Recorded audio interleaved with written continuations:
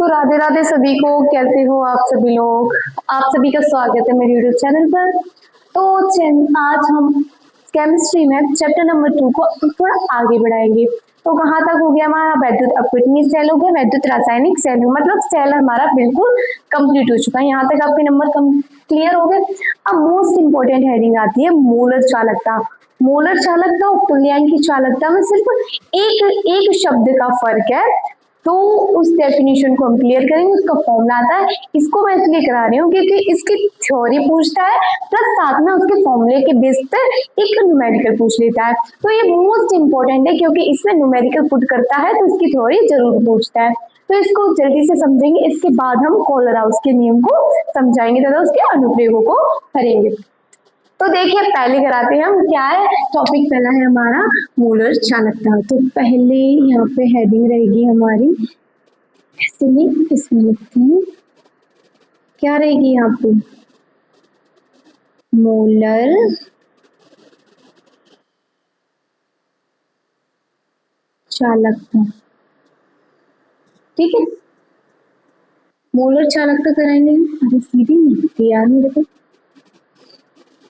ठीक है, मोलर चालकता एक सिंपल सी डेफिनेशन है, इसकी डेफिनेशन कराऊंगी मैं और फिर इसके बाद तुल्यांक की चालकता। इसमें सिर्फ एक शब्द का फर्क है, मोलर चालकता और तुल्यांक की चालकता में। चलिए मोलर चालकता स्टार्ट करें। इसकी थ्योरी क्या कहती है? इसकी थ्योरी कहती है हमारे पास, देखिए 1 सेंटीमीटर दूरी, ध्यान से सुनना, ये समझाऊंगी मैं। 1 सेंटीमीटर दूरी तथा 1 सेंटीमीटर स्क्वायर अनुप्रस्थ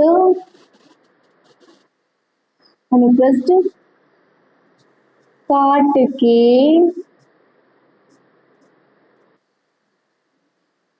क्षेत्रफल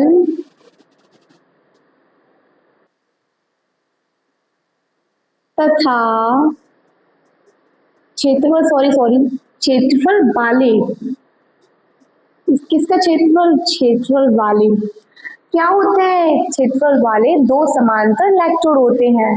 क्या इलेक्ट्रोड मैंने आपको बताया था, इलेक्ट्रोड क्या होता है मैंने इसमें चैप्टर स्टार्ट होने से पहले ही बता दिया कि इसमें एक मेन टॉपिक है इलेक्ट्रोड। इलेक्ट्रोड, हाँ, जब भी कोई थ्योरी हम करते हैं तो उसमें इलेक्ट्रोड जरूर वो इलेक्ट्रोड सब जरूर पुट होता है। तो इलेक्ट्रोड क्या होता है एक बार फिर से समझा दे रही हूँ, जिन्होंने मेरी क्लास नहीं देखी वो जाके देख सकते हैं। तो इलेक्ट्रोड समझ लीजिए क्या होता है। इलेक्ट्रोड होता है जब किसी धातु की छड़ को हम उसी धातु के लवण के विलयन, मैंने उसी धातु का लवण का विलयन कैसा होता है? Zn की छड़ तो Zn जिंक सल्फेट का विलयन होगा, कॉपर क्या है तो कॉपर सल्फेट का विलयन होगा। ठीक है, उसी धातु के लवण के विलयन में डुबोया जाता है तो विलयन तथा छड़ के मध्य धनायन व ऋणायन उत्पन्न होने लगते हैं। अगर धनायन व ऋणायन उत्पन्न होने लगे तो वो मान लो वो छड़ है जो है उसी को हम इलेक्ट्रोड बोलेंगे। तो क्या क्षेत्रफल वाले दो समांतर क्या है हमारे पास? इलेक्ट्रोडों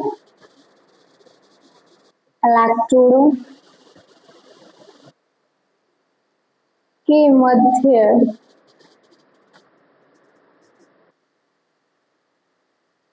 रखे विलयन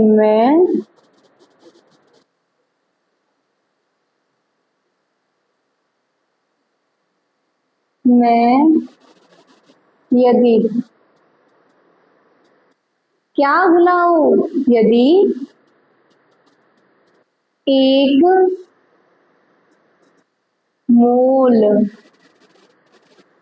पदार्थ, इसको यहाँ पे हाईलाइट कर दीजिए। ठीक है, क्या बुलाओ, इसको हाईलाइट कर देंगे अंडरलाइन से। ठीक है, मोल पदार्थ क्या हो, खुला हो तो उस विलयन की चालकता को, उस विलयन की चालकता, तो क्या बोलेंगे हम उस विलयन की चालकता को कि हम मोलर चालकता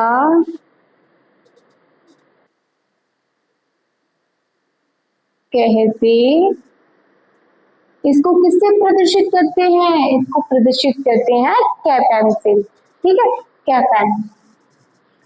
इसको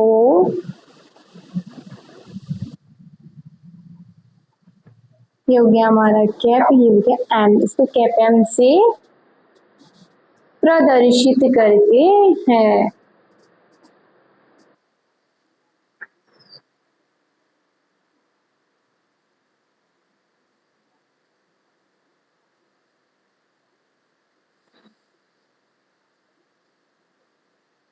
ठीक है, इसकी थ्योरी कंप्लीट। क्या है इसकी थ्योरी? मोलर चालकता किसे कहते हैं? मोलर चालकता 1 सेंटीमीटर दूरी तथा 1 सेंटीमीटर स्क्वायर अनुप्रस्थ काट के क्षेत्रफल वाले 2 इलेक्ट्रोड, यानी एक इलेक्ट्रोड जो उस विलयन में डूबे होंगे, उनके मध्य जो विलयन होगा, मतलब ऐसे मान लो एक बाउल है हमारे पास, ठीक है, उसमें ना 2 इलेक्ट्रोड है जिनकी 1 सेंटीमीटर दूरी है, इसका इन दोनों का क्षेत्रफल है 1 सेंटीमीटर स्क्वायर। ठीक है, इनके बीच एक विलयन है जिसमें क्या घुला हुआ है? एक मोल पदार्थ क्या है? घुला हुआ है, एक मोल पदार्थ घुला हुआ है। तो उस विलयन, जो इस विलयन की चालकता होगी ना, उसी को हम मोलर चालकता कहेंगे। इसको कैपेन से प्रदर्शित करते हैं। इसका एक फॉर्मूला होता है, इसका फॉर्मूला यहीं पे लिख दे रहे हैं, छोटा सा बिल्कुल फॉर्मूला है। इसका फॉर्मूला होता है कैपेन बराबर कप्पा इंटू 1000 बटे एम। ये हो गया इसका फॉर्मूला, एकदम छोटा सा फॉर्मूला है। अगर आपको ये दोनों मान देगा तो ये पूछेगा न्यूमेरिकल में, ये दोनों मान देगा तो ये पूछेगा, एकदम डेफिनेशन की। जहाँ एम क्या है? जहाँ एम है मोलरता। ठीक है, ये समझ में आ गया। इसी के अकॉर्डिंग बस एक शब्द हटाना है, इसमें जो हाईलाइट हो रहा है उसको हटा देंगे और दूसरे शब्द को हम पुट कर देंगे। वही हमारी क्या बन जाएगी? इसके बाद हेडिंग है तुल्यांकी चालकता, वही हमारी तुल्यांकी चालकता की डेफिनेशन हो जाएगी। अगर आपने मोलर चालकता की डेफिनेशन याद कर ली तो आप तुल्यांकी चालकता को एकदम आंख बंद करके याद कर सकते हो। तो इसको इरेज करती हूँ मैं और इसी में तुल्यांकी चालकता को, इसको हटा के तुल्यांकी चालकता को समझा देती हूँ। ठीक है, इसको हटाएंगे हम।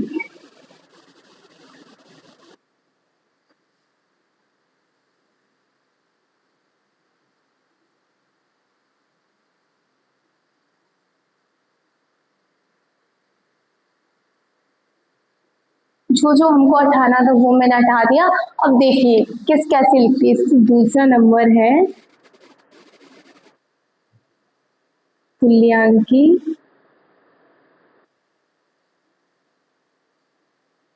चालकता।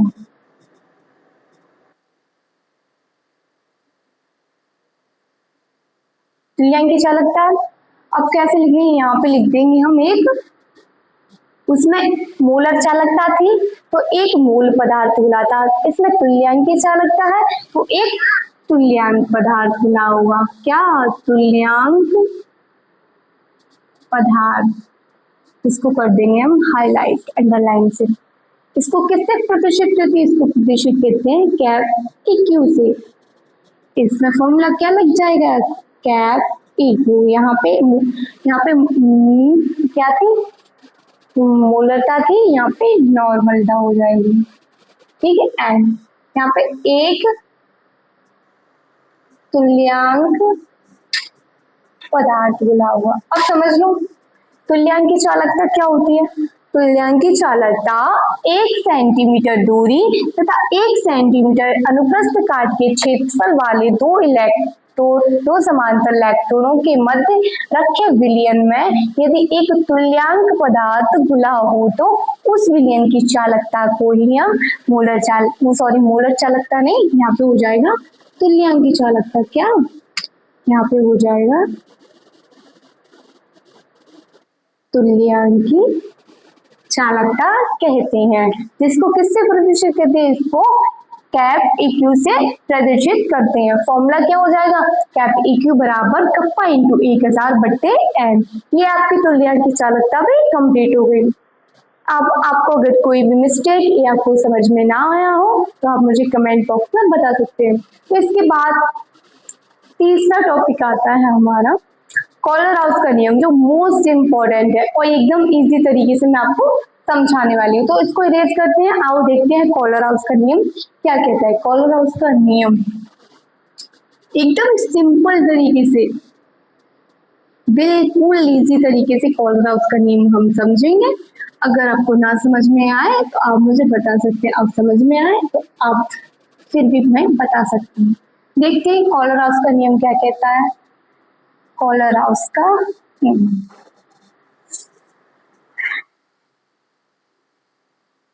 कॉलर हाउस की, अब हम यहाँ पे पढ़ेंगे कॉलर हाउस का नियम तथा उसके अनुप्रयोग। पहले कॉलर हाउस का नियम पढ़ते हैं। तीसरी हेडिंग है हमारी, क्या है, कॉलर हाउस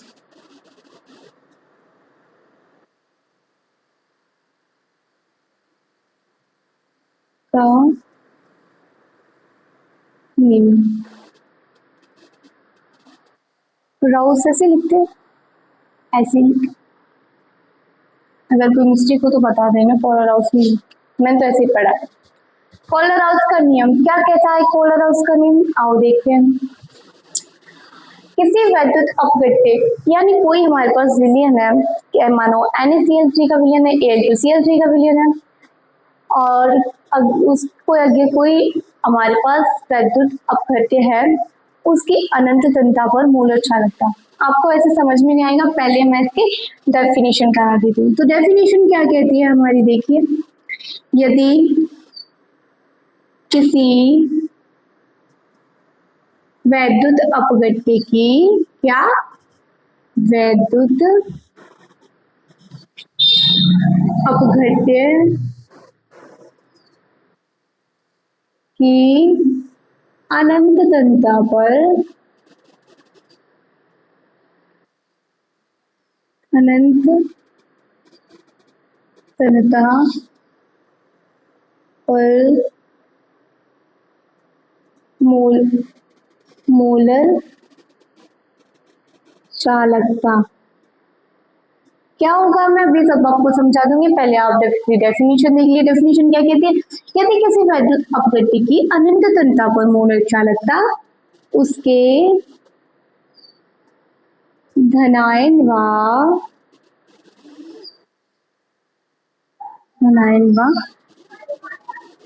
ऋणायन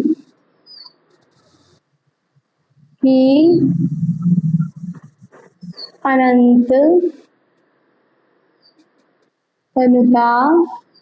क्या,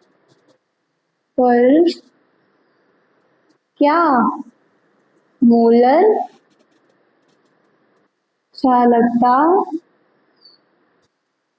के योगफल के बराबर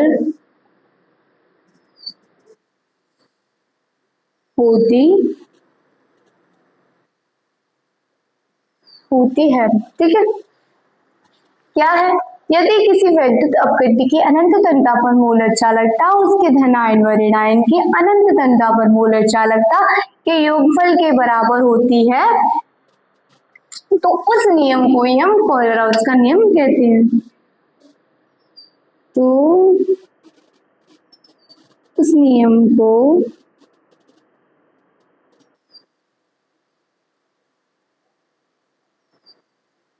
हम क्या कहते हैं, कॉलर हाउस, कॉलर हाउस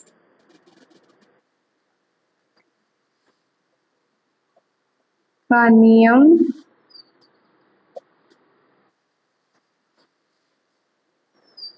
कहते।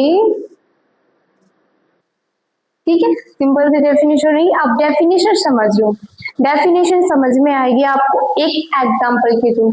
तो एग्जांपल हम यहाँ पे लिख देते हैं। एग्जांपल क्या है, यदि किसी वैद्युत अपघट्य की अनंत तंता पर मूलक चालकता, ले लो किसी कोई वैद्युत अपघट्य लिया, इसकी अनंत तंता पर, ये अनंत तंता है, ये रही अनंत तंता, ये रही अनंत तंता का, ये रहा फॉर्मूला, मूलर चालकता का ये रहा। ठीक है, तो ये किसी वैद्युत अपघट्य ऐसे NaCl ले लिया मैंने यहाँ पे। ठीक है, बराबर करेंगे। यदि किसी वैद्युत अपघट्य की अनंत तनता पर मूलक चालकता, यहाँ तक हो गया, इतना लिख लिया। उसके धनायन व ऋणायन की अनंत तनता पर मूलक, धनायन क्या है हमारे पास Na और ऋणायन क्या है Cl, तो लिख लो Na की मूलक चालक धनायन की प्लस और ऋणायन की अनंत तनता पर मूलक चालकता के योगफल, योगफल यानी प्लस, ये दे रहा है बीच में प्लस तो प्लस लिखेंगे। तो उसके धनायन व ऋणायन की अनंत तनता पर मूलक चालकता के योगफल के बराबर होती है। समझ में आ गया? कैसे समझ में, एक बार फिर से देख लो। यदि किसी वैद्युत अपघट्य की अनंत तनता पर मूलक चालकता उसके धनायन व ऋणायन की अनंत तनता पर मूलक चालकता के योगफल के बराबर होती है, उस नियम को ही हम कोलराउच का नियम कहते हैं। एक और एग्जाम्पल समझो, जैसे हमारे पास है Al2Cl3, इसकी कैसे निकालेंगे? इसकी अनंतता पर मूलक चालकता निकालेंगे ऐसे, 2 है, 2 तो आगे आ जाएगा, ये 3 इसकी घात बन जाएगी, 3 प्लस करेंगे, इसके आगे क्या है 3, तो इसकी 3 लगा देंगे, इसकी घात इसके ऊपर पहुंच जाएगी, लो हो गई। ये भी फॉर्म, ये एग्जाम्पल हो गए हमारे 2, एकदम मोस्ट इम्पोर्टेंट एग्जाम्पल है। अगर आप बोर्ड में इन एग्जाम्पलों को थ्योरी के साथ लिख के आते हैं तो आपका एक भी नंबर करने के चांसेस नहीं रहते।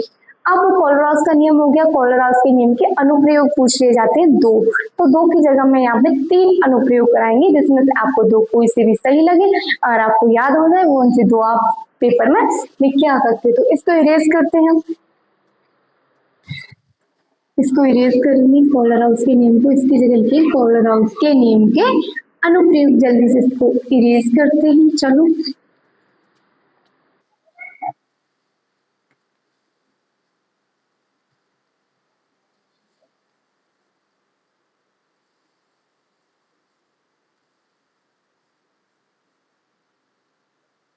इरेज हो गया हमारा ये।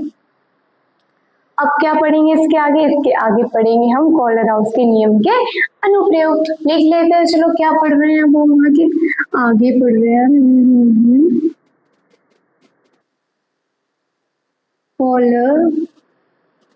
कोलराउच के नियम के क्या पढ़ रहे हैं? अनुप्रयोग। अनुप्रयोग का मतलब होता है उपयोग।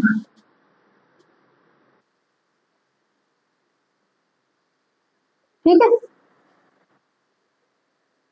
कोलराउच के नियम के अनुप्रयोग। पहला अनुप्रयोग क्या कहता है?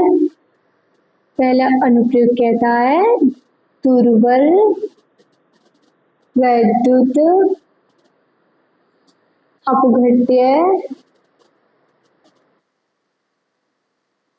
की क्या अनंत तनता पर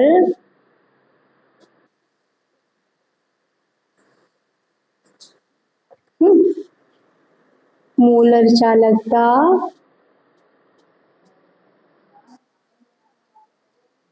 ज्ञात करने के लिए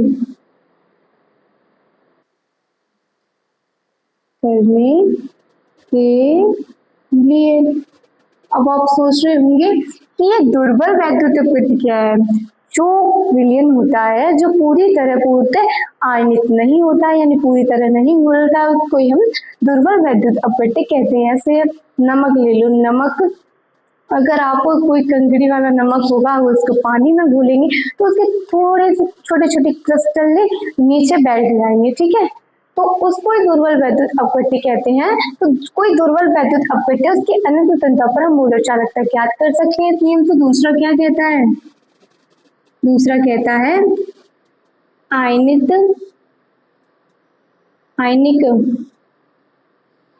आयनिक यौगिकों की आयनिक यौगिकों की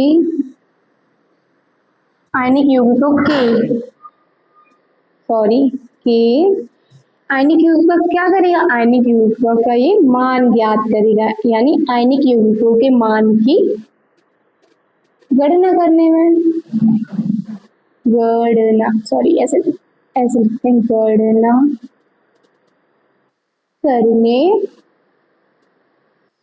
में। समझ में आ गया आपको ये वाला?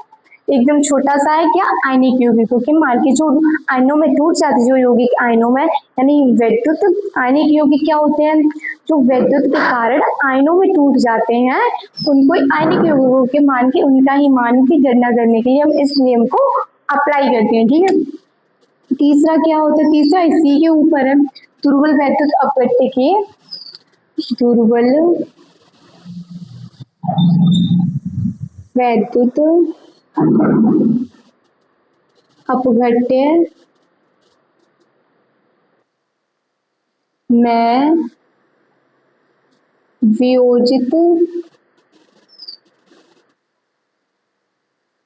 की मात्रा ज्ञात करने के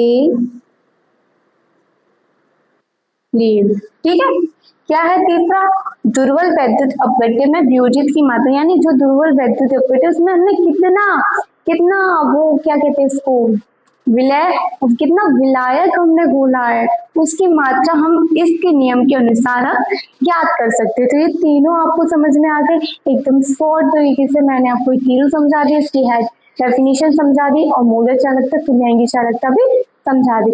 आशा करूंगी कि ये सब तीनों चीजें आपको समझ में आई होंगी।